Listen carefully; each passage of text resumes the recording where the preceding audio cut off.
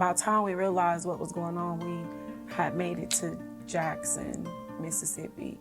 And what happened was my dad kidnapped us from my mom. I just remember the police coming in with guns, putting us on the floor, telling us to get down. Kids? Yes. That's when my life really just took a turn after all that. Yeah. I was molested by my uncle. If he could save somebody like me, Yeah. love somebody like me, Yeah. I didn't know love until I knew Jesus. Come on. He cleaned me up.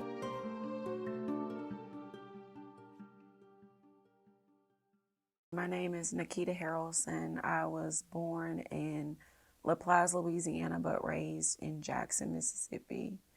From Jackson, just kind of all over, back and forth, and was finally stable in Pascagoula, Mississippi, but now living in D'Iberville, Mississippi. Okay. Any kids? I have 4 children. I have 2 boys, 2 girls, and I've been married, it'll be 11 years, September 24th. All right. Congratulations for that. Thank you. That's coming up. Yes. What you gonna do for your anniversary? I'm not sure yet. We're supposed to be renewing our vows, so. Oh, really? Yeah. Cool. So, if you don't mind, kind of take us through growing up in La Plaza, Louisiana, in your early childhood. Well, growing up in La Plaza, my mom and dad, they were married. My dad was a drug dealer. Originally, my mama wasn't on drugs, but she became a drug addict.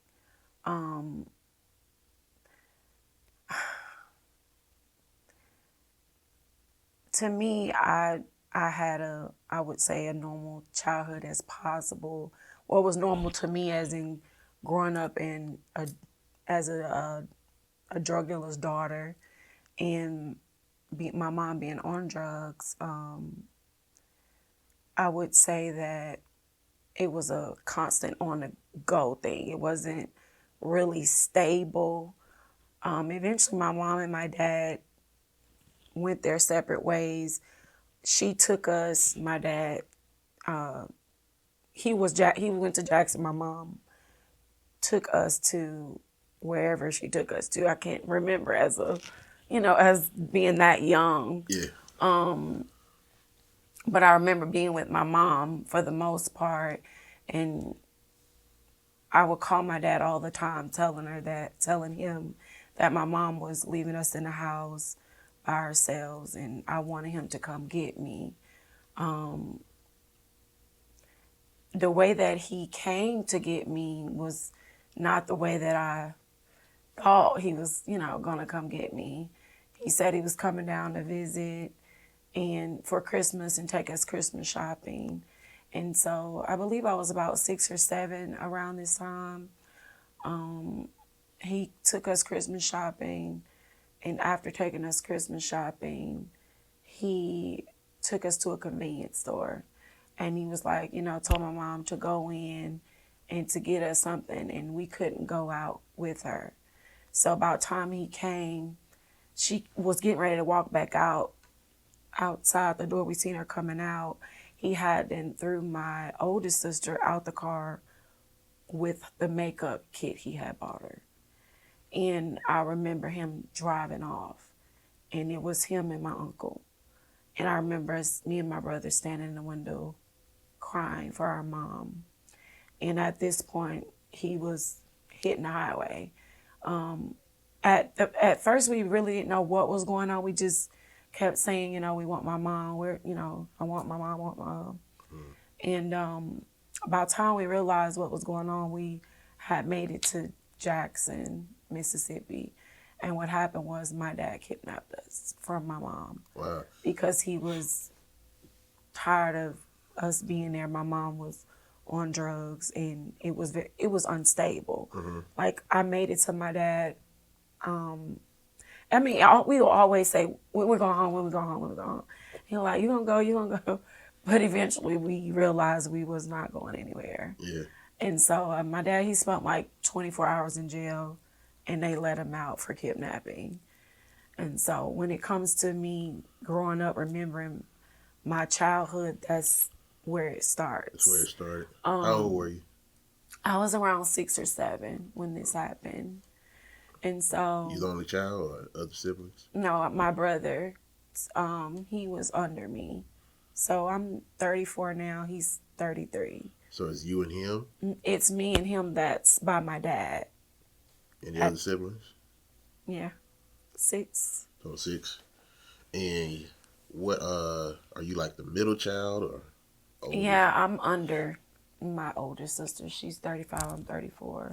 Okay. Yeah, that's my sister that my dad put out the car. She didn't go with you. No, that's what I'm saying. He literally put her out, threw her stuff out. By this time, my mom was walking out the door because she wasn't my dad's. That was before they got married. And you and the other sibling went with him? With my dad, yeah. Okay. Did you, like, at this moment, did your mom try to get you back? My mom eventually tried to come to court.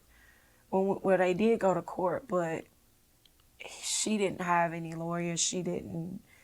Basically, my dad had money. She didn't. So she lost the case. My dad got full custody of us because she wasn't stable. But after that, my mom didn't try to come back and get us. I actually didn't see her again until I was about 9. And at this point, she wanted us to come spend a night with her. My dad was going to let us, but she told me that was the day she was going to take us back. Because my mom, like, she hasn't been like a person that's just stayed on drugs consistently. She's like been up and down, up and down. And so, but my dad called back and was like, no, y'all can't go. So that day, my mom told us that when she was actually going to take us back when we were 9. But to be honest, I would rather have stayed with my dad because when I did stay with my dad, you know, at that age, I didn't even know how to count to 100 or anything. Like, I didn't know nothing. Yeah. So that was like, I would rather have been with my dad, even though I missed my mom, but the situation was unstable. Uh-huh. So, and being with my dad, you know, as we, you know, time went on, we got older. I mean, he was still a drug dealer, but he was a professional saute cook at a restaurant as well. Okay. So, you know, we were pretty stable, but then as he picked back up in the game, you know, stuff just start wavering, and he didn't really pay as much attention as he needed to do. You know, he needs to pay attention to us. As you're growing up with your dad, and it's your brother that you were with, Yeah. how is he feeling? So, my brother was, I mean, I was more of the person that was more a fast-paced learner and all that. He was more like slow to learn things, and in school, he really didn't like school. I really don't know how it affected him in a sense, but my brother became how my dad was. Like, you know, he started selling drugs and stuff for my dad as he got older. Yeah. This is not even, maybe he's about 16, 17 years old. We got up in age. And even my brother, he's been in prison since he was 17. Wow. For armed robbery. He's like still multiple in prison. counts. Yeah, they gave him 15 years. 15 years. Mm-hmm. That was his first time going to jail. But like I said, he didn't really have a life of daddy bond, or, you know, my dad loved us. I mean, my dad loved us. He took care of us. But because he, you know, kind of veered off more stronger back into selling drugs, it was like we were there. But almost like our house had became a McDonald's. You could just pull up, got the window, and get the drugs out the window. They're getting serving, Yeah. serving them drugs. So this time, when my dad, it was like as I'll say, McDonald's. Pull up, get what you want, and then go. Yeah. We were maybe around 13. He was 12. I was maybe around 13. But eventually, like, we had to leave from that house. We were staying around a corner. So even it became unstable with my dad because it was no longer like, let me focus on what my kids are doing, how my kids are doing. It was more like, I'm back in this gang and I'm just giving them money, doing what they're doing. You know what I'm saying? Yeah. At this point. So I believe we were staying around the corner at another lady's house, which she had a daughter. She was on drugs, but you couldn't tell she was on drugs. Like, she took care of her kids. So even though we had a roof over our head, it was still no longer a place that we could just lay our head. Yeah. If you understand what I'm saying. And so eventually, one day that place got raided, our house, and the house we were around the corner with got raided. I just remember the police coming in with guns, putting us on the floor, telling us to get down. Kids? Yes, me, her daughter, my brother. They were around the corner. I didn't know this until after they didn't get my dad because my dad had just drove off. Remember talking to him, and he had just drove off before they raided the house. And so it just was unstable from those, moments. I really don't remember just having a good childhood. Yeah. Going with my dad was great, because we were in a more stable place. He had money, I had an education. I wasn't, as I call myself, stupid anymore because I didn't know anything. Yeah. And so, but eventually it became unstable. Was he like what kind of drug dealer was he with? He's like kingpin, or was he just like a street I hustler? wouldn't say a kingpin, but he was pretty big, like a lot of connections and different stuff he was doing. But he wasn't like a kingpin, but he wasn't a minor either. Yeah. If you get what I'm saying. Do you know like the amount of money he was making every day? No, I don't really know the amount of money, but I just remember seeing the bricks and, when he would cut it up and stuff like that. Wow. Yeah. Yeah. So you living with your dad, like did you reach out to your mom or anything like that, talk to her? He would let us every now and then talk to my mom. I had a stepmom who we were close at one point, but my dad had ended up going to prison and because he had sold to an undercover, and she had us, but she cheated on my dad, and I told my dad. So then she began to be really mean, and she went from this bonding with me to making my life hard, if you get what I'm saying. Yeah. So I was kind of back and forth from my grandma to my mom at this point. I didn't really stay with her, and I didn't really stay with my grandma. They were like back and forth, back and forth. But she was real mean. She was no longer like the mom or anything that I didn't have because I had told on her. And Yeah. so when my dad did finally get out and we started back trying to talk to my mom, she would be like, I had a different attitude every time I got off the phone with my mom, and eventually my dad didn't really care if we talked to her or not. And my mom, like I said, she was up and down on drugs, so she really wasn't stable to, hey, how y'all doing? So from that moment of actually seeing her in person at 9, I didn't see her again until I was 15. Yeah.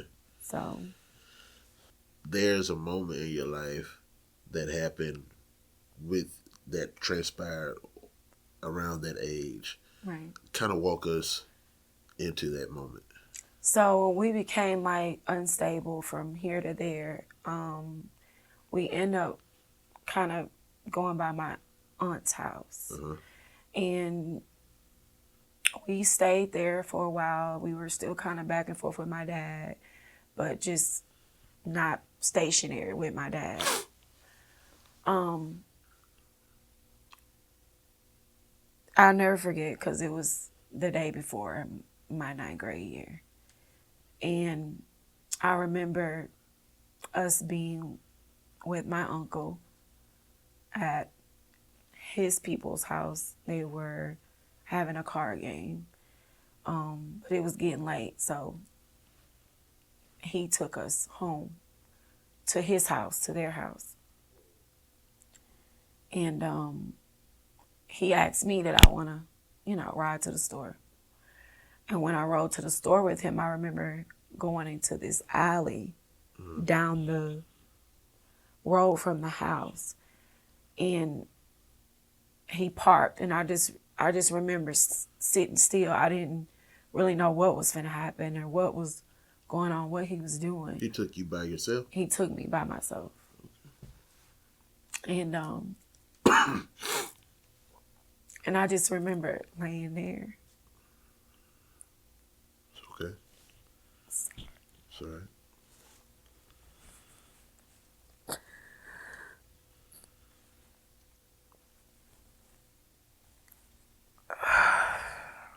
It's all right.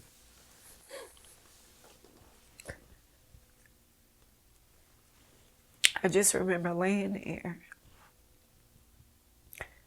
and he molested me. Now, I really didn't, dawn on me, okay, this really just happened. I became, just quiet, because before all that had happened, I was a straight AB student. I ran track, I played volleyball in the 8th grade. My dad didn't have any problems out of me. I was considered a good girl, Yeah. And because I was considered a good girl, nothing really was out of the ordinary, to my dad. So I didn't tell anybody. It was just like it had never happened. But I knew it started changing me. And I'll never forget this one night I heard my dad talking. And he was just bragging on me. And I was just in there crying because I'm like, he don't even know what has happened to me. Wow. And he was just telling people how I was in sports. And, they had told me if I kept running the way that I was, by the time I was in high school, I could get a scholarship. So as time went on, like I said, I still never told nobody about what had happened to me. So I'm in the 9th grade, my freshman year, just was molested by my uncle the day before. And I'm in school. The freshman in high school? Mm-hmm. It was the day before school. It was the first day of school in 9th grade. What age? 14. I was 14. Okay. And I was never like this wild person. I was more like a shy person, not really getting into anything. But then, I linked up with these girls. They said they were going to skip school. And this was months into 9th grade. They said they were going to skip school. And so, but about time it came for us to go, I was the only one that was still willing to leave with somebody that I did not even know. Yeah. They said we were going with them, so, I just still got in the car with the guy.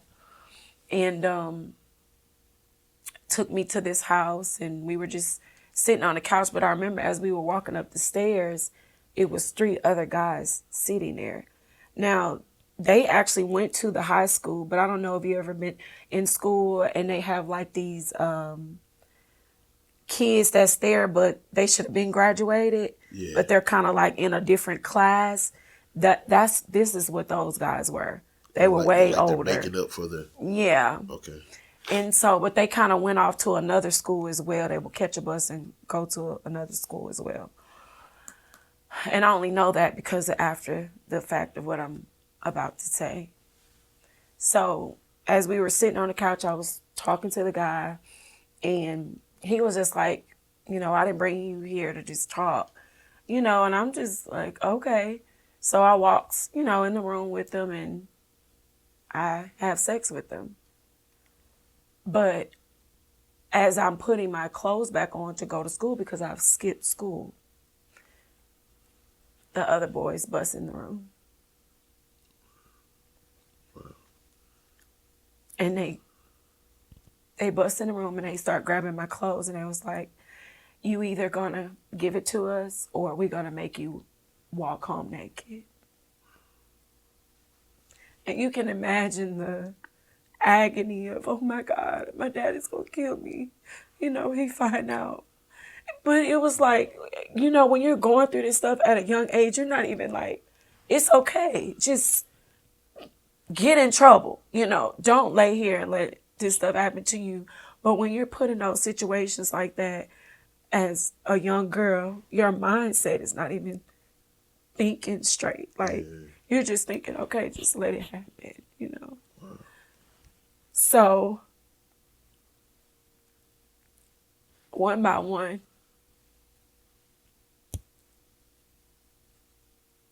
I lay there and I just let each one of them rape me. But the third one, I'll never forget, I just screamed. And I was like, stop, you know. And then when it was over, I put my clothes back on. They drove me to school. And I'll never forget, one of them hung out a condom out the window and was swinging it. Jesus Christ. And it was so embarrassing. Jesus Christ. And I sat there because school was getting out, but I sat there. I went into the gym and I sat there. And I just sat there. And eventually I got on the bus. And I went home. And I didn't tell my daddy then either. But the next day when I went to school, I remember sitting in the office. I don't even know why I was in the office. But I can remember this stuff like it was yesterday. I was sitting there. And one of the boys opened the door to the office. His name was Cornbread. He had these goals in his mouth. And he smiled at me. And in that moment, it's like this rush just hit me. And I just went to the principal. And I told the principal everything. And they rounded them up. Like, I remember them being on the mic, calling them to the office. My grandmother came, my dad came. Then they took me to the hospital, got rape kits on me and stuff like that. I seen a judge. I mean, not a judge. I seen a DA. They got my story. But I remember going home and my dad was so mad at me. He was like, tell me where they stay. Tell me where they stay. And I wouldn't tell him, you know, where they stayed. I don't really remember. I just remember, you know, some of the places where we went to get there. And he was so angry with me. He just whooped me so bad because I wouldn't tell him how to get to them. Because I didn't want my dad to go to jail, you know, for killing nobody. And so that's when my life really just took a turn after all that. Yeah. I was molested by my uncle in the same year as I was raped by 3 boys that I didn't ask to have sex with. Wow. I volunteered one, but didn't ask for the other 3. And mind you, that would have been my second time having sex. The first time I didn't ask for it, it was taken from me. I was a virgin. Wow. And then the second time I volunteered with the second guy, but the other 3 I did not. When I say second guy, I mean my uncle and then the guy that I slept with when I skipped school. But mind you, they already must have had this stuff plotted, you know, because it was supposed to be other girls, not just me by myself. Yeah. And so, but anyways, I continued to go to school, but their sister, one of the boys' sister, was going around the school saying that I wanted it. This is what I wanted. Her brother, they didn't rape me. I'm a flipper. You know, just calling me all out my name. Did they go to jail? They did go to jail. They did go to jail, but what happened was, that's what I'm about to tell you now. I ended up getting into a fight with her that day, and I hit the principal in the face doing it. They expelled me because of how the fight was, and I wasn't stopping. I got away from them, went back after her, and just stuff like that. I started running away. I didn't stay stable enough to go to court. Because at this point, mentally, I'm just all over the place. Yeah. My dad don't even know the root cause of what happened to me in the beginning. He don't even know that my uncle has molested me. You still haven't told him? He didn't know until I was 17. Mm-hmm. So I'm just going. I mean, it was just bad. Like, it was nothing he could do with me. I'm just running. And I mean, I did this for a long time. Like, I went back to school. I went to alternative school, but then I would still leave, like running away. I just couldn't mentally stay stable enough to even go to school. And so I just kept running away. One day my dad called me. Well, before this time he called me, I remember his friend coming in these apartments, and he was like talking to me. And I remember him trying to grab my hand. And as he was trying to grab my hand, I see my dad, Lincoln, pulling in. And when I tell you I was mentally like just gone at a young age, not even focusing on danger or anything, I was just thinking about getting away. I struck out running and ran up these stairs, and I kicked these people's door in, and I jumped out of this window. I'm talking about if you put another a height to this in a window, I remember jumping out of the window. Now, I didn't even know these people's door I had kicked in just to get away from my dad. And I remember hitting the ground, and my knee hit my face, and I had like this bruise right here. And I was gone for like a week after that. And then I remember waking up to my dad picking me up, telling me my running days are over. And he called the police on me. By this time, I was 15. That's how, like, it just never ended. Yeah. So when it comes to did they ever get convicted? No. Because I never stayed stable to even go through the process to go to court. It's like I just didn't care no more. I just was gone. And so once the police got there, they asked my dad what he wanted to do. And my dad was like, I'll just take her home. I remember my dad sitting on the bed just like, you're looking at me now. And he was crying. He said, what do you want from me? What do you want me to do? And I said, I just want to go to my mom. I didn't care about his tears. I was so cold on the inside. I didn't even care how heartbroken he was. All the stuff that I had took my dad through. And he let me go. But I wish he did let me go. I wish he would have dug deeper, try to see if he could get me a therapist or some help, to see what was going on with me. But I really can't fault him for that because he didn't know what to do with me. I was driving him crazy. He didn't know what to do with me no more. He didn't want me to get killed out here. He had told me he had 2 insurance policies on me. So at least if I want to keep running away, he'll end up getting paid. That's just how he started talking to me because it was just that bad, Yeah. And when he asked me what I wanted to do, I said I just want to go to my mom. And that's when he let me leave and go stay with my mom. But even then, when I made it to my mom, she trying to run me. I'm already out here. There's nothing you can do with me. You can't tell me how to be no woman. You can't teach me nothing, because I already feel like I'm grown, you know. You don't know what I've been through. You don't know all the stuff I had to endure. But it's just stuff that I was hovering in, not telling it all, And so it just drove me. And so when I made it to her, I already felt like I was grown. And you still haven't revealed to anybody about your uncle? No, when I was 17, I told which is my oldest daughter's dad. Now I didn't have her till I was 18, but he was the guy I was talking to. Because mind you, when I say I was back and forth, if I didn't like a situation, I left. If I didn't like this, I left. Like, I didn't stay with my mom. Like, I was on the go. I tried to go back to school and left school.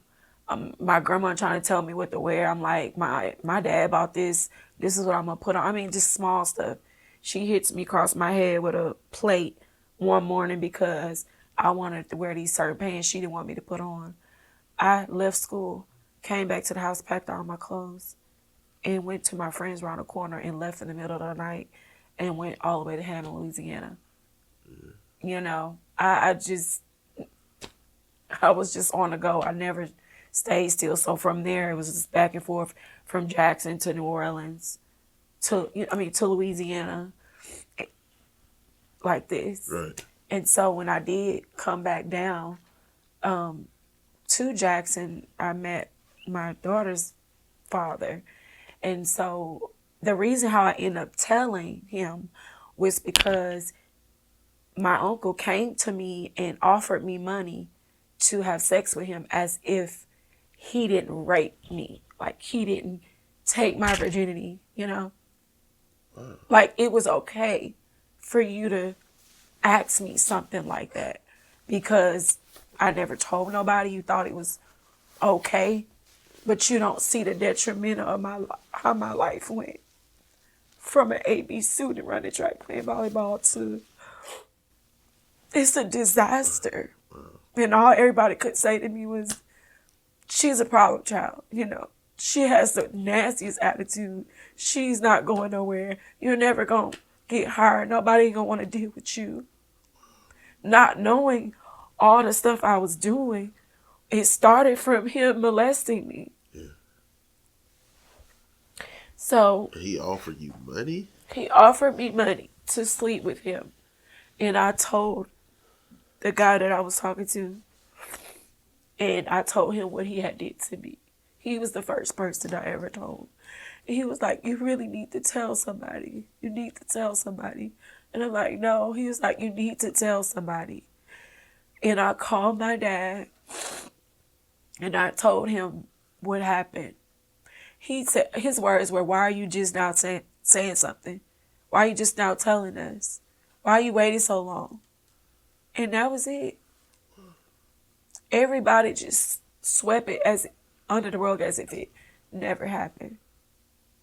Like, it never happened. All because I waited too long. I mean, I was 14. It still ain't, I don't think it had reached the statute of limitations, but it was just like, oh, well, Tell your mom? Yeah, I told my mom about it once, it all had happened. It was over. Once I had told about my dad, told my mom, my dad and my grandma and them, and eventually I told my mom, But it wasn't like soon as I got there, hey, my uncle did this to me. No, it wasn't like that. But everybody's response wasn't a response to vindicate you. Right. Let's ask him about it. Let's do something about it. It wasn't. It was just like, you waited too long to tell us. Wow. Yeah. They're still married to this day. aunt and my uncle. No apology. He never apologized to this day, ever. He sent me friend requests. My dad passed away 2019. I sung at his funeral. He's actually a pastor. Yeah, he's a pastor. He was a deacon then, but he's a pastor now. He pastors a church. And I had to forgive him. And it didn't happen. I'm like, I had to forgive him when I finally got in Christ. It didn't happen like at a young age. Yeah. Because somebody that you have to see sometimes when you go there, like reaching for a hug at my daddy's funeral as if none of this never happened. Wow. You know, it just made me crawl, because it's like, even when you sent me a friend request, you could have said, I'm so sorry for what I did to you at that age. But he never apologized. Wow. He never apologized. And I had recently kind of talked to I had did the video we was just telling you, I seen on TikTok. And it kind of opened me back up, and I pushed myself away from my grandma. Because I have a sister that's 15 that my grandma stays with them. And in my mind, I always was like, you know, they always letting her go with him. You know, what if he had done that to her? Or what if it's already happened? Right. Because she's battling with suicide and other things, and you're saying, oh no, I've asked her and nothing. She said nothing. He didn't do anything to her. Yeah.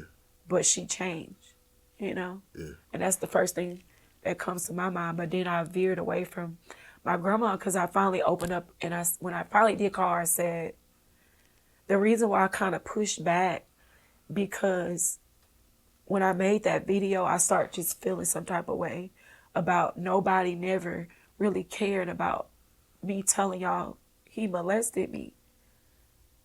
And all she said was, I understand. You know, I understand why you pushed back and all that. But still, she apologized, you know, but it was still never, so why nobody never do nothing, you know? Yeah. So I didn't get justice for him, and I didn't get justice for them either.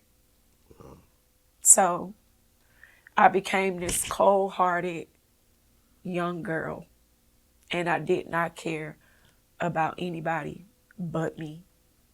But being that type of person caused the guy that I was talking to, that I was the first person I told that my uncle molested me, he was abusive. So I'm super young dealing with an abusive person that's telling me nobody, see, now he knows what I've been through. Nobody loves me. They're disowning you, you know. So I became manipulated, you know, as I would call brainwashed, because now it's like, okay, well, I really don't got nowhere to go. You know, I'm unstable. I'm out here, I'm there. I can't, you know, I'm with you now and you love me, you know. You're telling me you love me, but you're beating me. Right. You know, I'm 17 by now, you know, dealing with you, and you got my mind just thinking you the only person love me. Wow. You know, got me sitting in the cars and while you at work, and I'm sitting there not moving with a black eye. Wow. You know, it's like a cycle that never ends when you're going through certain things in your life and you accept things, because now you feel like a nobody. You don't feel like you're nothing. Oh, but now somebody finally cares about you, because you don't have enough sense to know that this isn't love either, you know? And that's what I dealt with for a while. And what's more vicious and crazy was that my daddy had helped me to get away from him, but I would come back. And I'll never forget, it was March 2nd, and my dad took me to the bus stop after he came and got me from a hotel, because I did end up leaving the guy. But I went to my grandmother's house. It was crazy because they were in these apartments. She stayed in an apartment. He stayed across the way in the same apartment complex. That's how I ended up meeting him. Okay. And I ended up leaving him. But then he asked me, could I come outside and talk to him? Well, he took off with me in the car. Took me all the way over a highway somewhere into this hotel. And he would not let me go. He ended up like going into the bathroom, and I hurried up and dialed my grandma's number and hung the phone up. The next day I remember my dad, I guess he seen his car, his white Lincoln, and he pulled beside and he was like, you better let my daughter out. Blah, blah, I'm going to kill you, just going. So I ended up being able to get out because he ran in the bathroom and locked himself in. Yeah.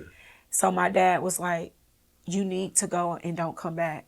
He put me on the bus, stayed at the bus with me. I came back the next day, which was March 3rd on my birthday. I called my dad and I told him I was here. He said, don't call me. Do not call me until you leave. And I'll never forget, I was laying in the bed with him. And he started talking to this girl on the phone. So I got up and I was like, what are you doing? You're being disrespectful. So I got up and I started, putting my clothes on. I went to the mirror trying to fix my hair because I was about to go. And I remember him coming behind me and he pushed my head into the glass.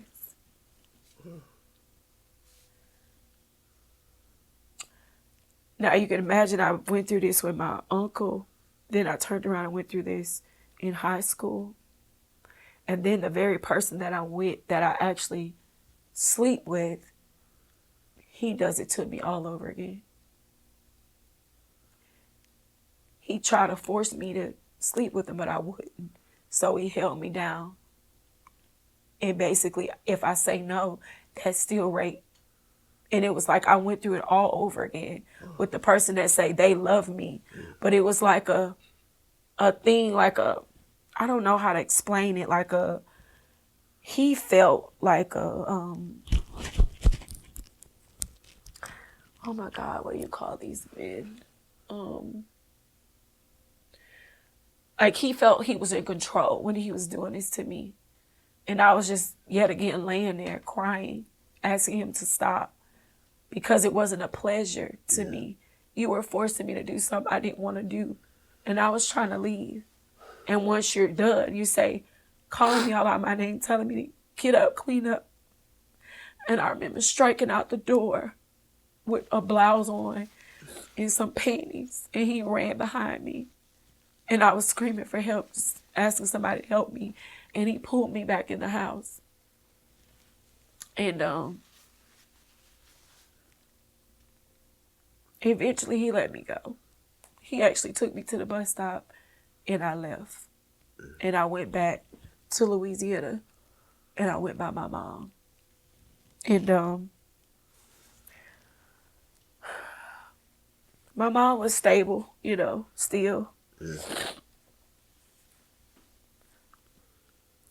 But I ended up meeting these girls, me and my sister, and,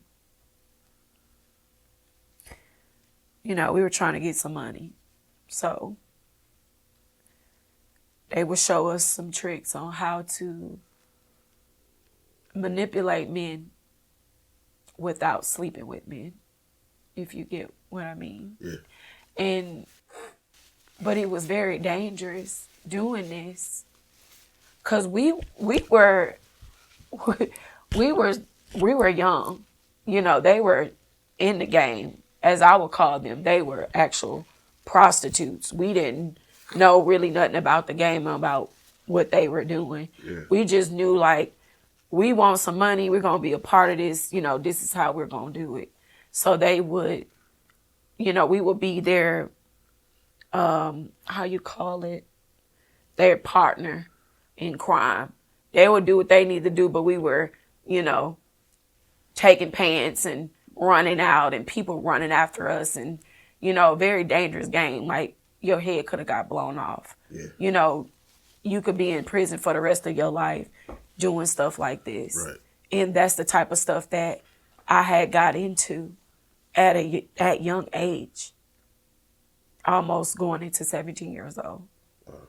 And so my life just never stopped. It just never stopped. This is what my life had become a part of. And I wanted money, like this is the way I'm going to have to get it. But like I said, it just was a lot of back and forthness, and my story is kind of all over because it happened like, different scenarios back to back, and I just never stayed stable. Yeah. So, but anyway, when I ended up leaving him that last time, going back by my mom a couple weeks later, I had found out I was pregnant with my daughter that's 15. Uh-huh. And I called him and I told him I was pregnant, and he told me, he said, come back. I said, I'm not coming back, so you can kill me and the baby. And he said, well, you're not coming back because that's not my baby. Now, the man that has did all this to me, now I'm pregnant with his child. And all I was saying was, I'm going to hate this little girl. Not little girl, because I didn't know what it was at the time. I'm going to hate this child. Because every time I look at this child, I'm going to see him. Yeah. And probably when I was about 5 months, I decided to keep her when I felt her move in my stomach. But me and my older sister stayed into it a lot. My mom put me out. My grandma stayed down the road.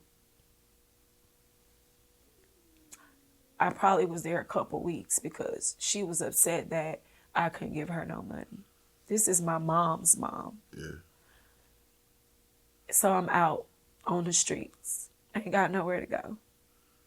I went back to Jackson. But I ended up staying in the shelter for teens that were pregnant. Wow. And they took me in, and I couldn't use the phone. I couldn't call nobody. I couldn't watch Lifetime. I couldn't nothing. Now, they were really good people. They took care of you. But it was like isolation, but it was not for the bad. It was for the good. But at that time, I didn't take it that way, Yeah. They would let me call my dad, but that was it. So I ended up eventually leaving from there too. And then I went back to Hammond, Louisiana, where I eventually had my daughter. Yeah. And then after that, my mom ended up leaving Louisiana too, and she moved to Pascagoula, Mississippi. So she was stationed there. I was still in Hammond, Louisiana, where I had my daughter. And the lady I was staying with, she was a friend of the drug dealer I was dealing with. But she was on drugs, and she also cooked the drugs for him. So that wasn't stable either. I had my daughter in there. Yeah. So I ended up leaving there, going to Pascagoula with my mom, staying with my mom. Again, after all, that's what, like, it's like, Yeah. And so I was there with my mom, with my daughter. Everything was going good. I was working. But one day I came home. The lights was off. Water was off. My mom took the furniture. I didn't know my mom was relapsing on drugs. Wow. I had a job, and, I was conversating with this other guy by the end. So he made sure the lights and everything got cut on and everything for me and my daughter. And he would make sure I got to work. And life just kind of went from there, After that, I would just really only talk to guys that sold drugs. Yeah. It had to be fast money. I did not want to talk to anybody like to me, a guy that worked was Yeah. a square. You Yeah. know, it was somebody that I didn't care. They 5 figures. It didn't matter. All I wanted was fast money. It had to be a drug dealer. This is what I wanted. This all I wanted to deal with because nothing else can suffice what I need. Yeah. You know. So being down there with my daughter, like I said, I worked, but I still would talk to drug dealers. I would have sugar daddies, you know, not necessarily meaning I had to sleep with anybody to get money, you know. But I would get used and I would use them, you know. It was like a return thing, but it was dangerous, you know. Yeah. A lot of people, you know, go through stuff like this. They become addicted to drugs, alcohol. My addiction was money. And when I say stuff was like an exchange, because sometimes it would be like, I'm not going to sleep with just you for nothing, you know? Yeah. Even if I knew you, we were like, you know, no, it was this amount off top, you know? But it was dangerous. I mean, I could have ended up with diseases that I could not get rid of. But in my mental state, I didn't care. All I knew was I want what I want. Yeah. I really didn't have a heart that was clinging or to really feel like somebody really loved me, you know. I didn't really know what love was. Yeah. Because all my life I felt like I had been damaged by somebody that said they loved me or I thought cared about me, you know. So that's the girl that I became, but yet still unstable. Right. And that's what I can see throughout the whole story of your transformation. What was the moment of things just really brightening up for you? So I remember being at work. I had got a different job. I had actually 2 jobs. I worked at McDonald's, and I was training to be an assistant manager at a Kangaroo gas station. One day I was in there, and you know, like how bill collectors call you? Yeah. They always call, right? But it was just crazy. It was like on this certain day, a bill collector called me and was like hounding me. And I started crying. And I'm like, I'm just so tired. I'm just so tired. I had a beautiful apartment. Everything in my apartment was rented because I didn't care, you know, somebody else paying for it, right? But I remember just breaking down at work and I was like, I'm so tired. I didn't really have a relationship with God, but I knew of God. And that's why I was just like, I'm just so tired. Just so tired. And I remember this lady walking in and she had asked me what was wrong.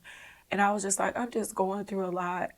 And she asked me, she was a teacher over at Virginia College at the time, off Pops Ferry where the college used to be. And she was like, have you ever thought about going to school? Have you ever thought about this? Ever thought about that?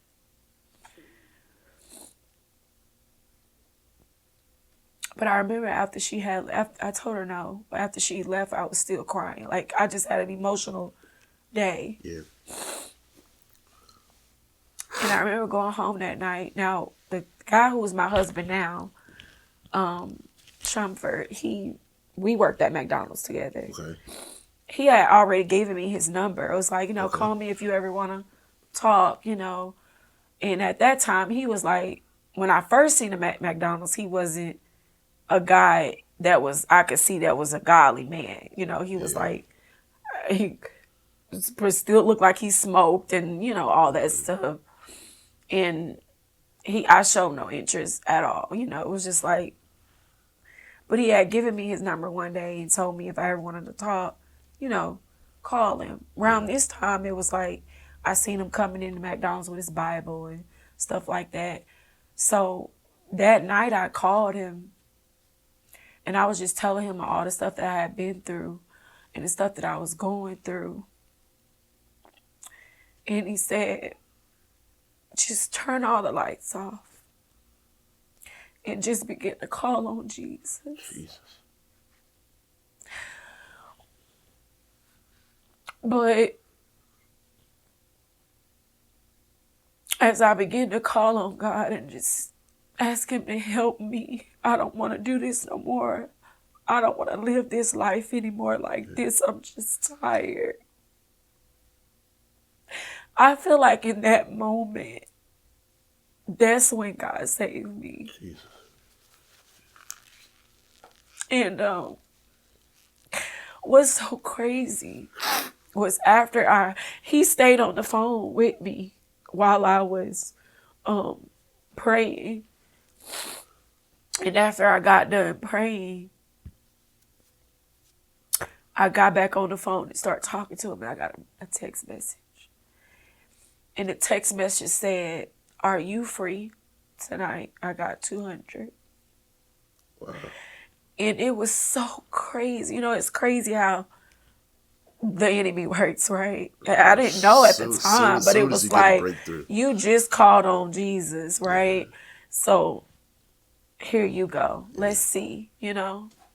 But like I said, I didn't know. Still, I didn't have that relationship. But God allowed me to not respond to that message.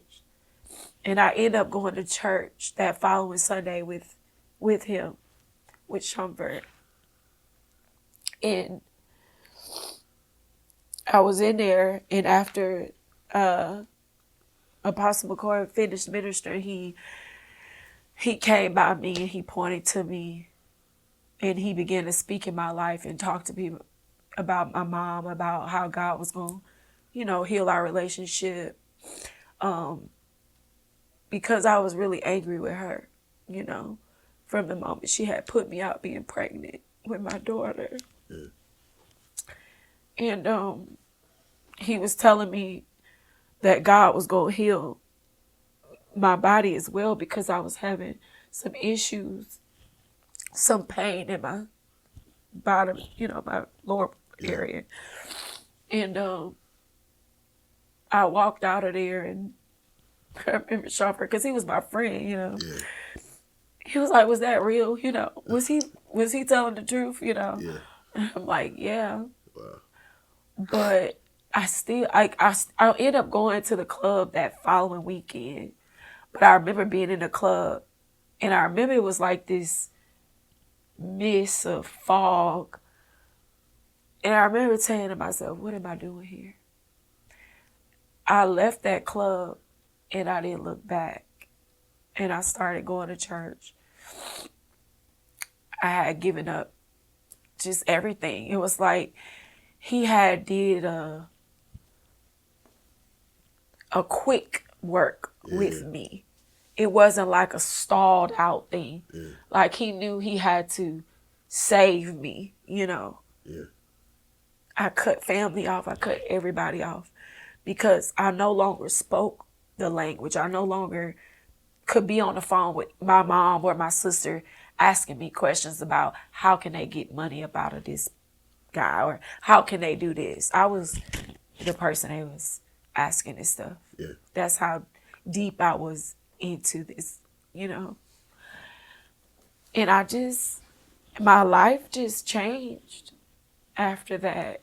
And I didn't club no more. I didn't use guys. I didn't let guys use me.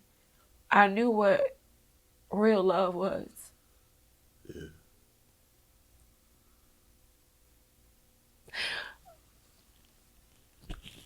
If he could save somebody like me, love somebody like me, I didn't know love until I knew Jesus. Come on. He cleaned me up, and he turned me around. Yeah. He turned my life around, and I didn't care about what people thought about me anymore because I was new. Yeah. So my past, I didn't let my past dictate who I was no more. And even though it has still affected me in my adulthood from what happened to me, when it came to my own daughter,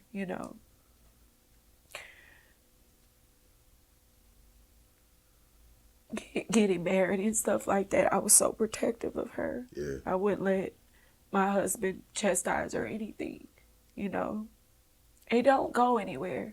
It's like if you don't deal with the eternal stuff and really get it out, talk about it, you can't go nowhere. Right. Because it haunts you forever. Yeah. It'll dictate your whole life because you're allowing this stuff to affect you into your adulthood with your children because of what has happened to you. Right. And you have to maneuver through all that. That's right. And it affected my whole marriage because of it, Yeah. But I didn't know any better because I didn't have nobody teaching me or showing me these things of how to allow your spouse, your husband to lead, or, be the head and let him take care of you and take care of your daughter. Right. Because I was still damaged. Yeah. Jesus loved me first, but then I had somebody else that loves me too, but I didn't know how to really love in that manner. Yeah. It was more of a protect me, myself, and my child. Yeah.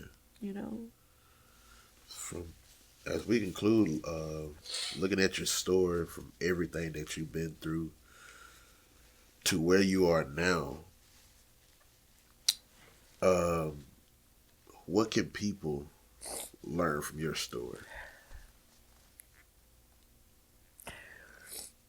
One, I would tell any young girl or any young boy that if they ever been molested or touched in any kind of way that was uncomfortable, don't shut your mouth. You have to tell somebody.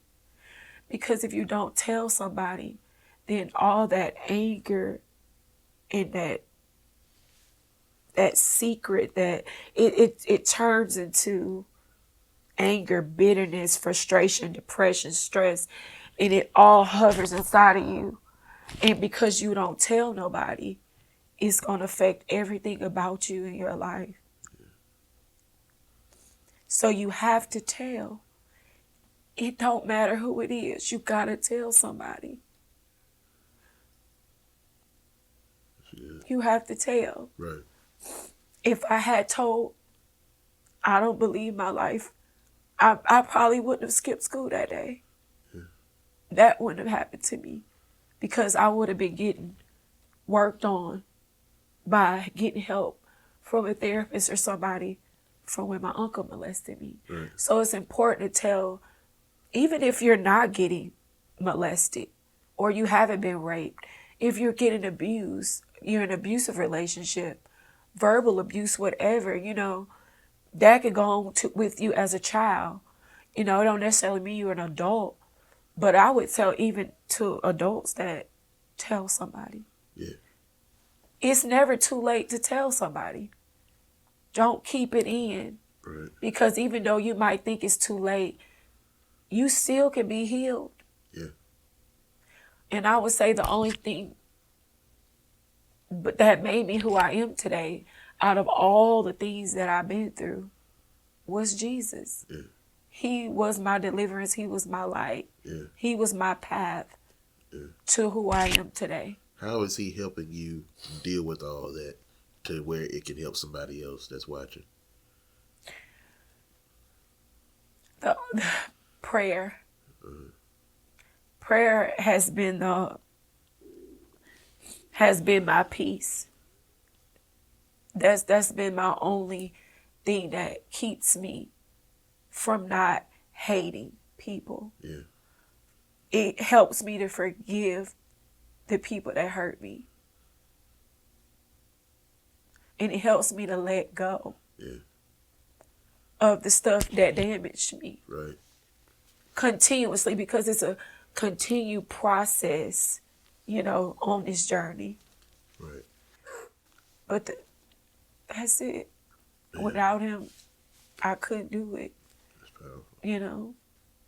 That's good. Just looking at over your whole story, I'm it's really sorry. amazing. I said to myself I wasn't gonna cry loud. No, you It's fine. hard. You fine. I'm here with you. Just looking at your whole story, just a lot of people don't make it out of certain things like this. A lot of people, it messes them up mentally forever. A lot of people, it just really damages them in a great way. Yeah. But like I said, during these interviews, you see people come to church, you see people praise God, you see them serving God, but you don't know their why. You don't know their reason. You don't know the purpose for why somebody is serving God. And I can see that purpose in you. I can see that it's serving a purpose. People that are watching, Sister Nakita is she's on the praise team.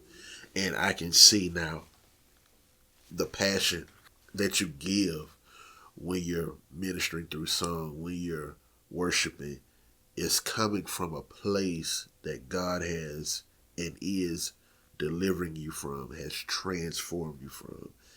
And that is going to bless a whole lot of not just young ladies, but young men, because molestation is not just gender towards just one gender. And so I appreciate you with the courage and the strength of God, obviously, coming in and being willing to share your testimony, because it's going to bless a whole lot of people. It's going to let parents be more aware of how to be cautious with their kids, with family and non-family. Right. They say a family that prays together stays together, but it's not all the time. Right. Because like you said, your family. He was a deacon. Exactly. So we have to be very mindful of how we raise our kids within family, out of family, and just let them know it's okay to be vocal. It's okay to be involved in their life and know what's going on, just to get their understanding, not to put our opinions of how they should voice themselves to us, but allow them to have a voice to speak out and to speak up. So I appreciate you for that, helping us to give insight, to be aware of stuff like this. And so I really appreciate you once again. Take us out with a moment of prayer, if you don't mind. Lord Father God, I just thank you for allowing us to come into this room, God. I thank you for everything that has transpired.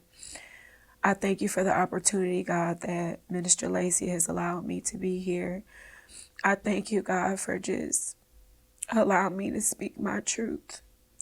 I thank you, Lord, for just not even allowing me to be embarrassed of my testimony and the things that I've been through, to be able to help somebody else. I ask that you bless each and every person that's in this room today. I love you. I adore you. In Jesus' name, amen. Amen. Ladies and gentlemen, Sister Nakita Haralson, until next time, be blessed.